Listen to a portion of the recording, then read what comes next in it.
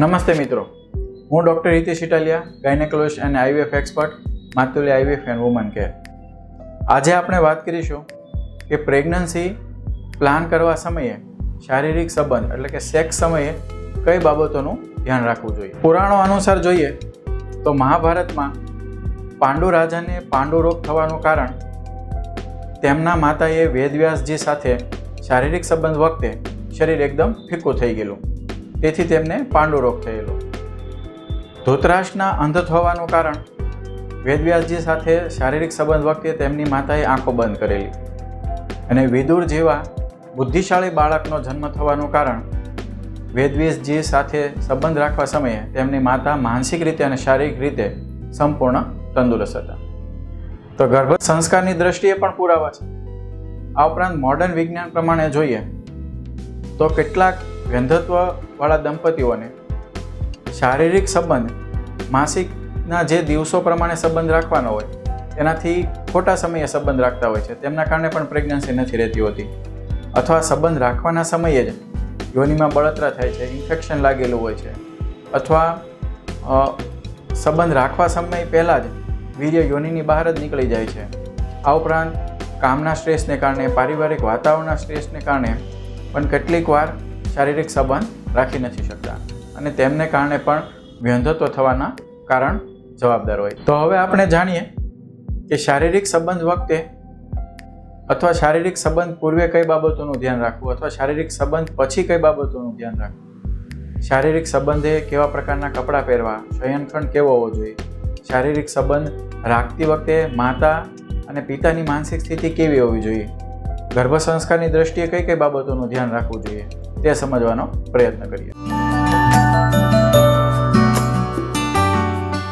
સૌપ્રથમ શારીરિક સંબંધ રાખતા પહેલા કઈ બાબતોનું ધ્યાન રાખવું જોઈએ તે સમજવાનો પ્રયત્ન કરીએ. શારીરિક સંબંધ રાખવાના સમયે સાંજનું જમવાનું થોડું વહેલું જમી લેવું જોઈએ, એટલે કે શારીરિક સંબંધના 2 કે 3 કલાક પહેલા જમી લેવું જોઈએ.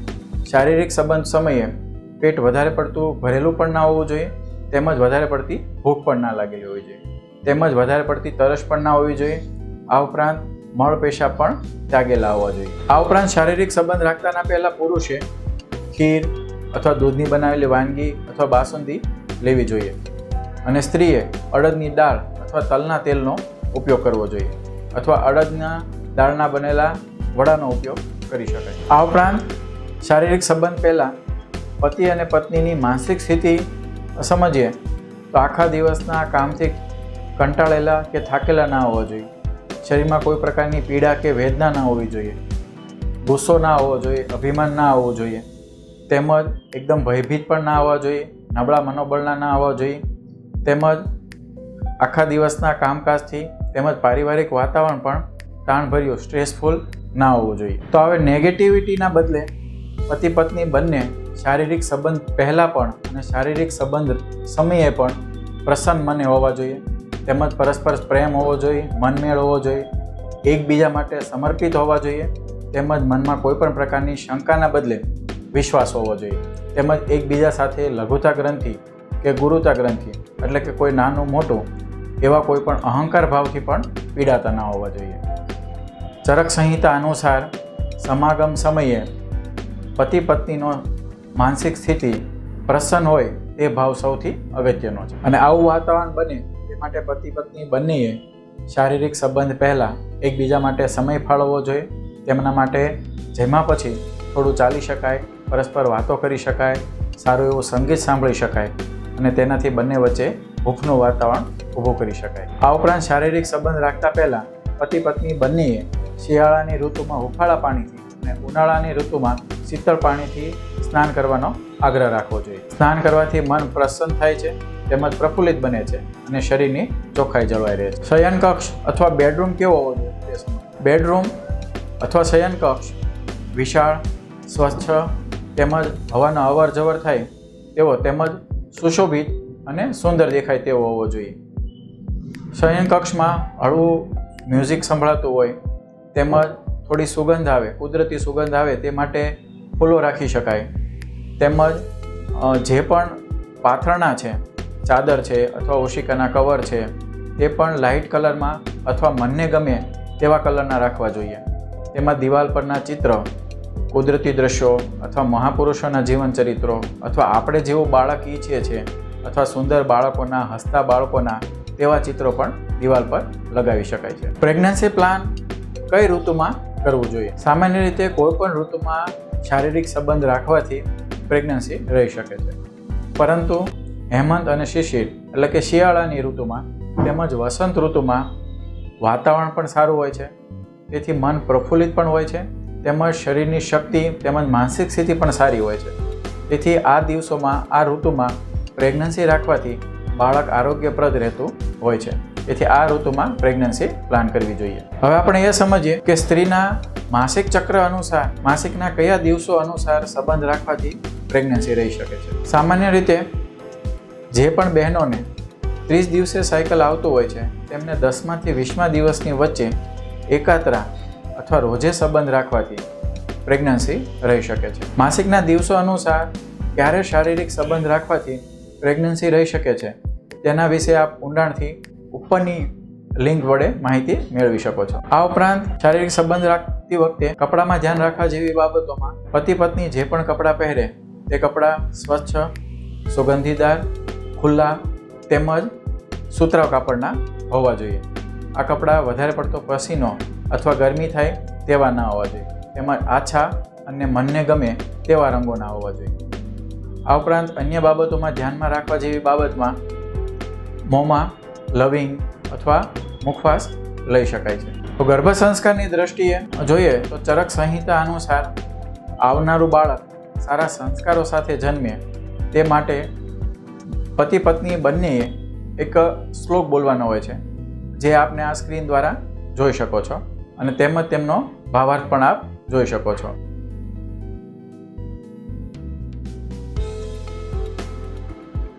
આ શ્લોક બોલવાથી આપના બાળકમાં ગર્ભ સંસ્કારની દ્રષ્ટિએ સારા સંસ્કારો આવે તે માટે આપ આ શ્લોકનો ઉપયોગ કરી શકો છો. શારીરિક સંબંધ સમયે કઈ સેક્સ પોઝિશન એટલે કે પતિ પત્નીની કઈ શારીરિક સ્થિતિ હોય જેમાં પ્રેગ્નન્સી રહેવાની સૌથી વધારે શક્યતા હોય, તેમાં મિશનરી પોઝિશન કે જેમાં ફિમેલ પાર્ટનર એટલે કે પત્ની નીચે હોય અને પતિ ઉપર હોય તે પોઝિશનમાં સૌથી વધારે પ્રેગ્નન્સી રહેવાની શક્યતા હોય છે.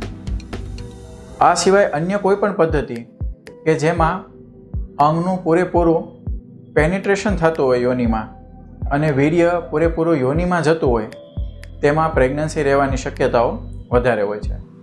કેટલીક વાર કેટલાક દંપતીઓ ફરિયાદ કરતા હોય છે કે વીર્ય બહાર નીકળી જાય છે, પરંતુ હકીકતમાં વીર્યમાંથી અમુક પાણીનો ભાગ જ છે તે યોનિ માર્ગની બહાર નીકળતો હોય છે.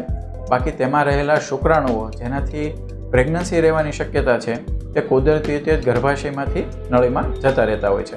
તેથી શારીરિક સંબંધ રાખ્યા પછી વીર્યના પાણીનો ભાગ બહાર આવે તો તેમાં ચિંતા કરવાની જરૂર નથી હોતી. શારીરિક સંબંધ રાખ્યા પછી કઈ બાબતોનું ધ્યાન રાખવું? શારીરિક સંબંધ રાખ્યા બાદ વીર્ય યોનિની બહાર ના નીકળી જાય તે માટે 10 કે 15 મિનિટ સૂઈ રહેવું જોઈએ, અથવા 10 કે 15 મિનિટ કમરની નીચે તકિયો રાખીને પણ સૂઈ શકાય.